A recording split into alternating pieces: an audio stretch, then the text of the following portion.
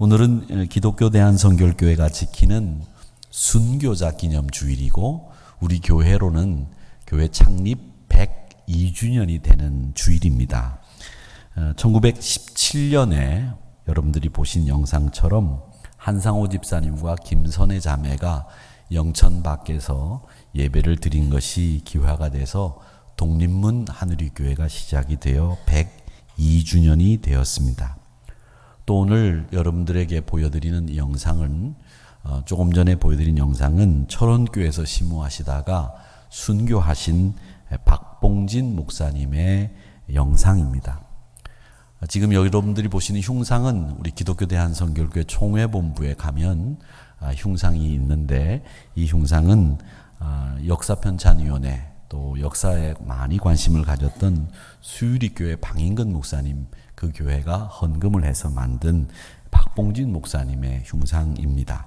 이 순교 이야기는 조금 이따가 다시 말씀을 드리고 우리 교단은 이 박봉진 목사님과 문중경 전도사님이라고 하는 순교자 두 분을 우리가 늘 존경하고 신앙의 귀감으로 삼고 있습니다. 문중경 전도사님은 기념관도 세워져 있어서 여러분들이 가셔서 관람도 하시고 주무실 수도 있도록 시설을 구비해 두었는데 이 문중경 전도사님은 서울신학대학교의 전신인 서울성서학원을 다니실 때에도 전도 열정이 남달라서 방학 때가 되면 당신이 심우하고 개척하고 전도하셨던 전라남도 중동리, 임자진리 지역의 섬들을 다니시면서 축호전도, 개인전도 하시고 열을 다했던 그런 분이셨습니다. 그러다가 1950년 10월 5일 새벽에 중종리 앞바다 백사장에서 공산주의자들에 의해서 무참히 살해당하신 순교자가 문중경 전도사님이십니다.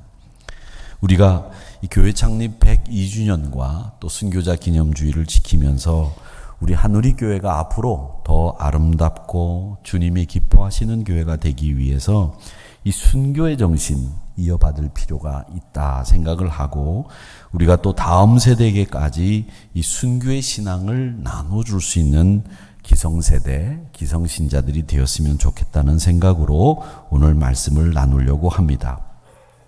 기독교 역사에 이 순교 이야기는 예로부터 많이들 사람의 입에 회자되었던 이야기들 그리고 귀감을 삼으려고 했던 소중한 행동이었습니다. 초대교회는 이 순교를 당하신 분들의 이야기가 유명한 일화들이 많이 남아 있습니다. 그 가운데에서 이 순교가 어떻게 시작이 되었느냐 이렇게 묻는 분들이 계시는데 이 순교는 사실은 가장 유명한 로마 황제 네로로부터 시작이 되었다고 하는 것이 정설입니다. 이 네로라고 하는 사람이 이 로마를 재건축을 하려고 하다가 원로원에 의해서 반대에 부딪히니까 이 재건축을 위해서 로마 시내에 불을 지릅니다. 근데 불을 지르는데 로마 시내에 14개구가 있었다고 합니다. 즉 강남구, 송파구, 잠실구, 관악구, 동작구 이렇게 구가 있듯이 로마 시내에 14개 구가 있었는데 10개 구가 그 화재로 다 전소가 되고 4개 구만 겨우 남았다고 합니다. 근데 공교롭게 그 4개 구가 기독교인들이 많이 살던 구였습니다. 그래서 네로 황제가 이 로마 화재의 누명을 뒤집어 씌울 방화범으로 불타지 않은 4개 구에 주로 살고 있었던 그리스도인을 타켓으로 삼았다라고 하는 것이 정설로 전해져 오고 있습니다. 그 가운데 로마 역사가 중에서 타키투스라고 하는 사람은 네로가 그 방화를 저질렀다고 하는 소문을 제거하기 위해서 그리스도인이라고 불리워진 사람들에게 누명을 씌우고 악한 행동을 해서 가장 강렬하고 극렬한 고문을 했다고 알려져 있습니다.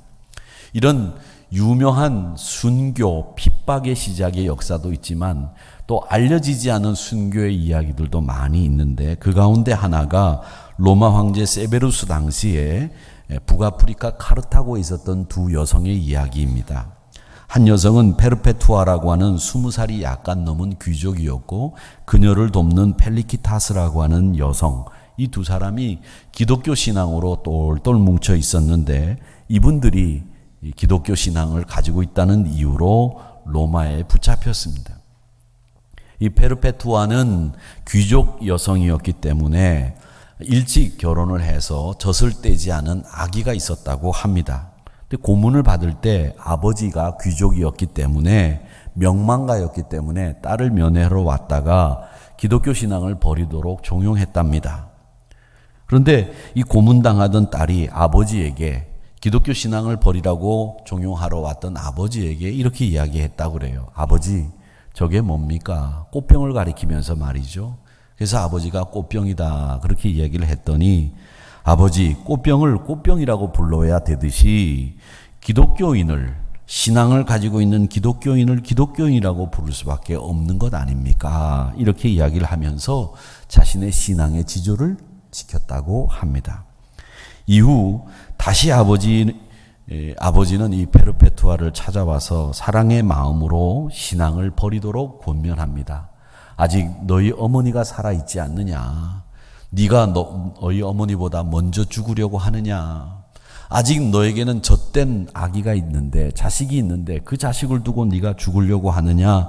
감정에까지 호소를 했는데 이 페르페투아는 지금의 고통은 장차 천국에서 누리게 될 기쁨입니다. 이렇게 이야기를 하면서 신앙의 지조를 끝까지 지켰다고 합니다. 이걸 지켜보고든 고문을 하던 힐라리아누스라고 하는 사람이 안 되겠다 싶어서 이 페르페투아 앞에서 면회를 온 아버지에게 채찍을 가했습니다. 이 페르페투아에게 이중의 고통을 주기 위한 전략이었는데 이 신앙적인 이 고집 때문에 노령의 아버지가 매질당하는 고통을 딸이 받기에는 너무 어려운 고통이었지만 결국 그녀는 참아냈습니다. 나중에 처형당하는 날 그녀를 미친 소에게 바쳐 죽게 했는데 미친 소에게 바쳤음에도 이 페르페투아는 죽지 않았다고 합니다. 또 표범을 풀어서 물어 죽게 했는데도 표범이 물어뜯지를 못해서 페르페투아를 죽이지 못했다고 합니다. 결국 로마 군인들이 목을 잘라서 죽게 해서 순교를 당했다고 하는 일화가 전해져 내려오고 있습니다. 또 순교자 박봉진 목사님의 이야기를 나눠보도록 하는데 이 철원교에서 심호하시다가 신사참배를 거부해서 철원교도에서 수감을 당한 이 박봉진 목사님은 영상에서 보셨듯이 모진 고문을 당하고 고초를 겪다가 상태가 좋지 않게 되니까 고문을 받다가 죽었다는 소문이 나지 않도록 경찰서에서 인력거를 가지고 와서 모셔가라고 하는 통지를 하게 됩니다. 이 큰아드님이 가서 목사님을 모시고 나오게 되는데 제가 전에 목회하던 교회에 이 박봉진 목사님의 가족이 다 있었습니다. 근데 그 아드님들과 가족들의 증언에 의하면 큰아드님 등에 엎여서 목사님이 나오셨는데 머리가 싹 밀려 있고 얼굴이 초콜릿 색깔이었다고 합니다. 마치 죽은 사람처럼 사지가 축 늘어져서 몸을 가누지 못하는데 뼈끝마다 피가 젖어서 먹장 같았다라는 표현을 쓰고 있습니다. 이 먹장이라는 말은 잘 안 쓰는데 먹물을 갈아 놓은 것처럼 시커맸다라는 얘기입니다. 그러니까 매를 하도 맞아서 영상에서 마치 뭘 치는 소리가 났다고 말씀을 하고 있는데 이 너무 많이 맞아서 온 몸에 멍이 들었는데 온 몸이 시커맸다고 합니다. 아버지를 모시고 나온 큰아들이 눈물이 가려서 오도 가도 못하고 서 있는데 소식을 듣고 달려온 아들, 딸들이 달려가서 울음바다가 됐다는 이야기를 들었습니다. 도립병원에 내려놨는데 그제서야 목사님이 한마디 하시는데 내가 지옥에서 나와서 천국에 왔다고 감사기도를 청했다고 합니다. 그 목사님을 치료했던 홍종기라고 하는 의사의 증언에 의하면 헛된 세상 오래 살면 뭐하겠나.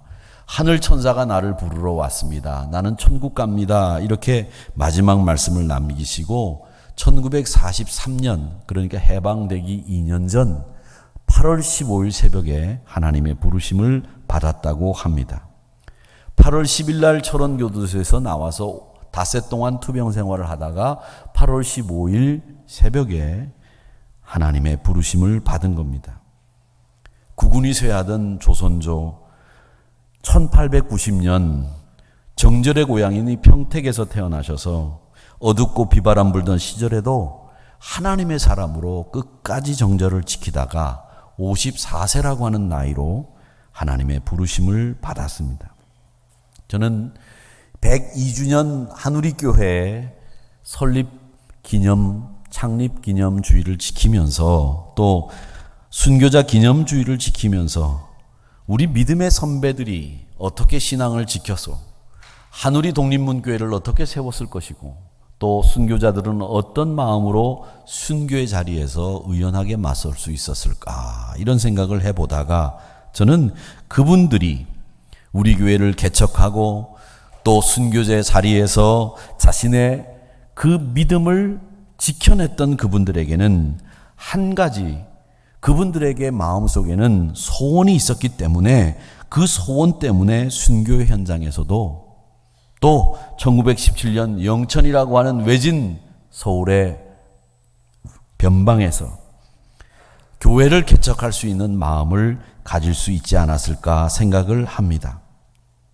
지금은 우리가 2019년 9월 22일은 기독교 신앙을 가졌다는 이유로 여러분들이 죽임을 당하지는 않습니다. 박해를 당하지 않습니다. 그런데 우리는 지금 순교의 상황은 아니라고 할지라도 우리가 적어도 그분들의 영성, 그분들의 마음, 그분들의 심령의 각오, 이것은 배우고 가지고 있어야 되지 않겠는가, 이런 생각을 하면서 그분들이 가지고 있었던 순교의 영성이 뭐냐, 순교의 영성이 뭐냐, 이걸 생각해 보다가 결국 그분들은 남들이 가지고 있지 않은 소원, 그 소원을 가지고 있었던 분이라는 생각을 하게 됐습니다.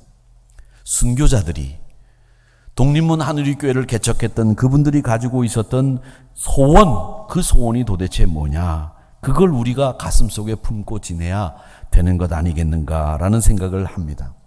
근데 그 소원을, 똑같은 소원을 가지고 있었던 분이 있었는데 그분이 누구냐면 성경에 나오는 바울 사도입니다. 그분의 말씀을 8절 오늘 보니까 뭐라고 얘기하느냐면 우리가 담대하여 원하는 바는 차라리 몸을 떠나 주와 함께 있는 그것을 담대하여 원하는 바다, 이렇게 말씀하고 있습니다. 사도 바울이 원했던 소원이 뭐냐? 주와 함께 거하는 소원이었습니다. 사랑하는 성도 여러분, 주와 함께 거하는 소원을 여러분 심령 속에 가지시기를 축원합니다. 이런 마음을 가지고 사셨던 분들이 순교자들이었고, 이런 마음을 가지고 사셨던 분들이 1917년 영천에서 독립문 한우리교회를 세우신 겁니다. 주님과 함께 있고 싶어서 자기 몸을 떠나 주님과 함께 거하기를 소망했던 사도 바울과 같은 마음으로 살아야 됩니다. 몸을 떠난다는 말이 뭡니까? 옛날 고대 사회에서는 사람이 죽으면 이 몸은 흙으로 돌아가고 영은 그 몸을 떠나서 주께로 돌아간다, 이렇게 생각을 했습니다. 분리가 된다고 생각을 한 거죠. 그래서 6절에 보면 우리가 항상 담대하여 몸으로 있을 때에는 주와 따로 거한다. 몸으로 있기 때문에 주와 따로 거하다가 이 몸과 분리가 되는 죽음의 순간에 우리 영이 주님과 함께 거하게 된다, 이 이야기를 하신 겁니다.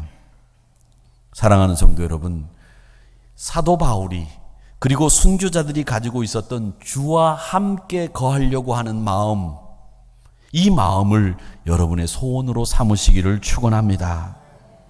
박봉진 목사님은 하나님의 집을 사모하는 마음이 세상의 집을 사모하는 마음보다 더 크신 분이셨습니다. 당시 여러분 아십니까? 장로교회는 총회에서 신사참배를 결의했습니다. 신사참배하자.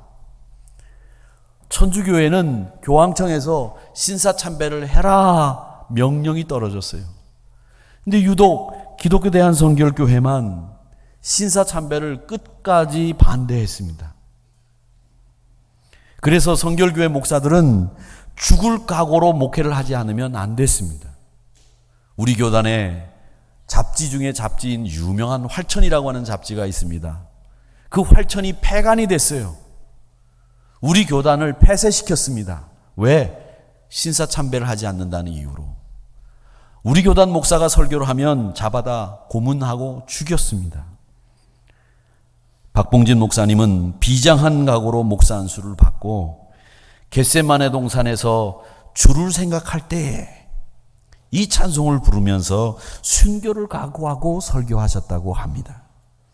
그의 전기를 제가 가지고 있는데 121페이지에 보면 세상 바라보면 낙심되고 세상 바라보면 두렵지만 하늘나라 바라보고 주님 바라보면 용기가 생기고 격려가 생긴다고 말씀하고 있습니다.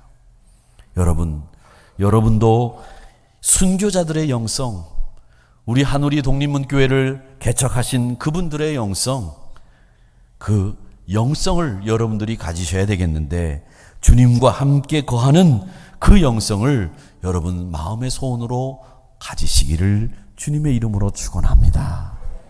우리 주님이 요한복음 17장 21절에서 이렇게 기도했습니다. 하나님 앞에 기도하면서 하나님, 내 안에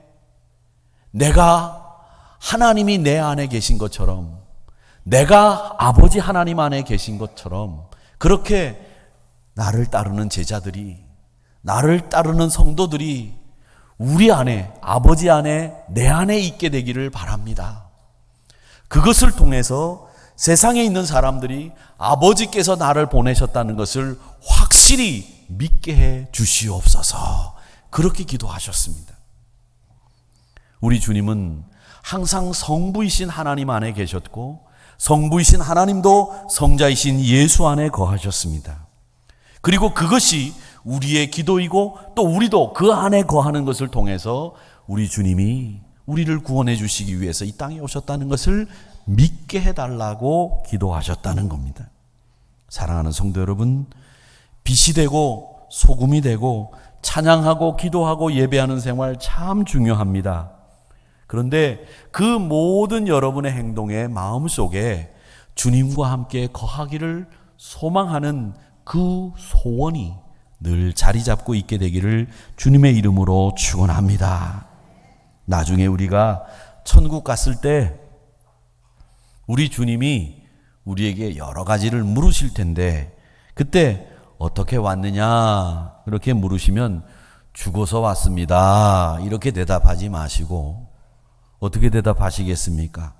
주님과 거하고 싶어서 왔습니다. 그렇게 대답하시기를 바랍니다. 그게 나중에 주님 앞에 가서 여러분이 대답해야 될 매뉴얼이에요. 괜히 아무 생각 없이 어떻게 왔느냐 그러면 살다가 죽어서 왔습니다 이렇게 대답하면 빵점짜리 대답이에요. 그렇게 대답하지 마시고 주님과 함께 거하고 싶어서 왔습니다.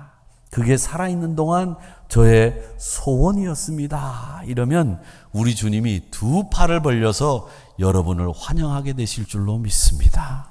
그 소원을 가지고 사는 여러분들이 되시기를 주님의 이름으로 축원합니다. 두 번째로 그분들에게는 주님을 기쁘시게 하려는 소원이 있었습니다. 8절을 볼까요? 8절은 뭐라고 얘기하느냐면 담대하여 원하는 바는 그렇게 얘기합니다. 담대하여 원하는 바는 차라리 몸을 떠나 주와 함께 있는 그것이라. 8절에서는 내게 소원이 있다고 얘기를 합니다. 9절에 가면 뭐라고 얘기하느냐? 몸으로 있든지 떠나든지 주를 기쁘시게 하는 자 되기를 힘쓰노라 이렇게 되어 있어요. 소원이 있었는데 그 소원을 마음속에만 가지고 있는 게 아니라 이제는 힘쓰노라. 그 힘쓴다고 하는 말씀을 하고 있습니다.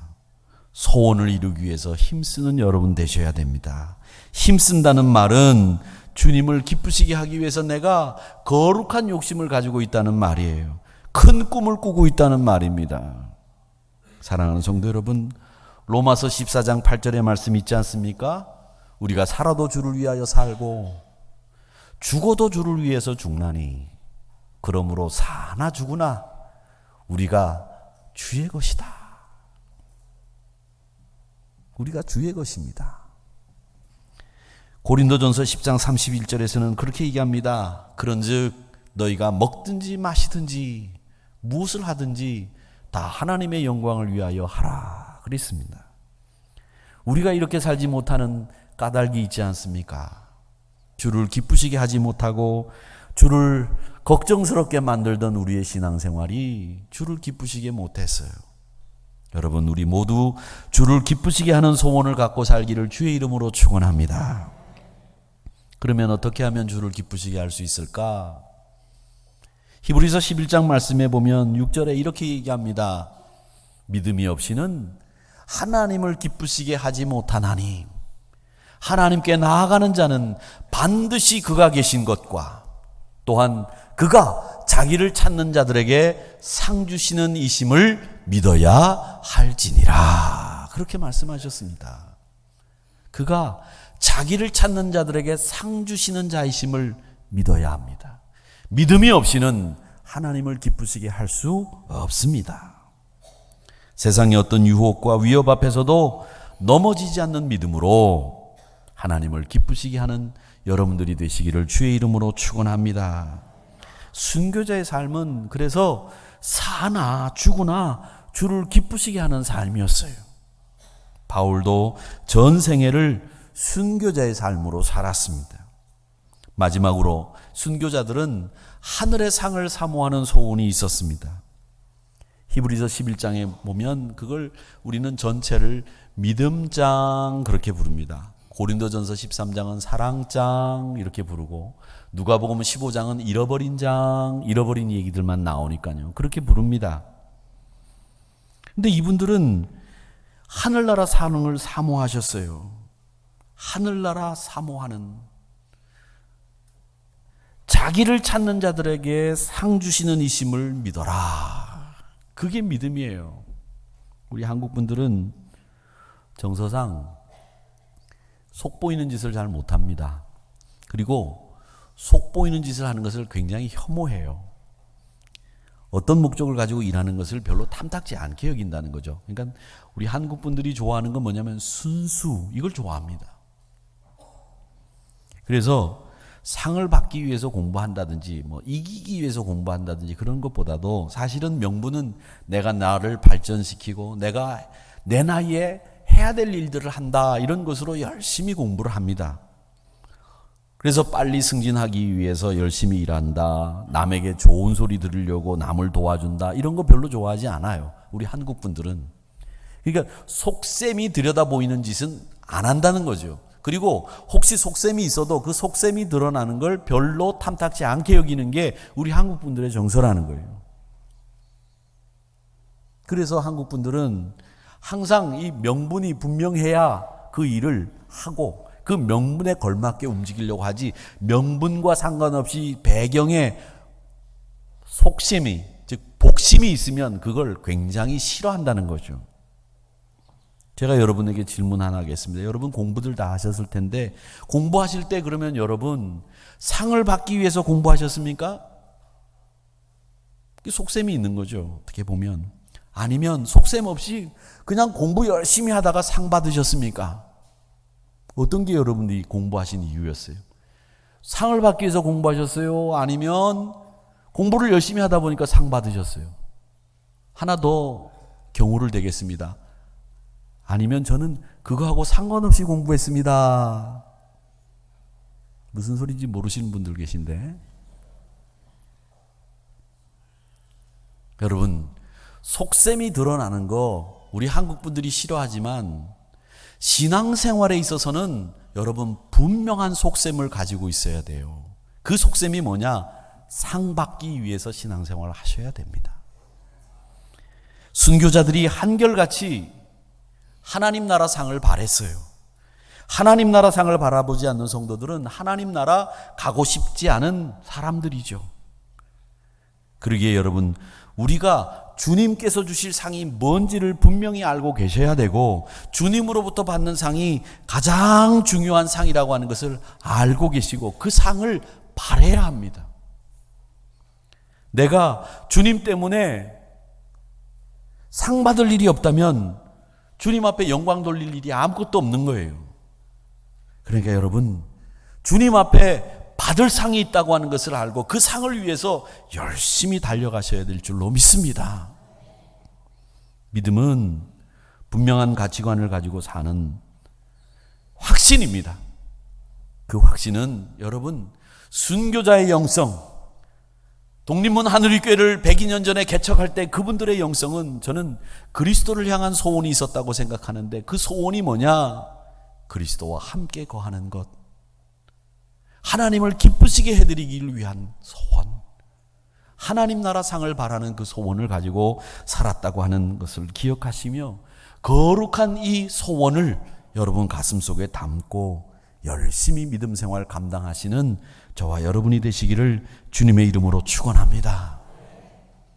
순교자의 그 아름다운 소원이 여러분의 소원이 되시기를 주님의 이름으로 축원합니다.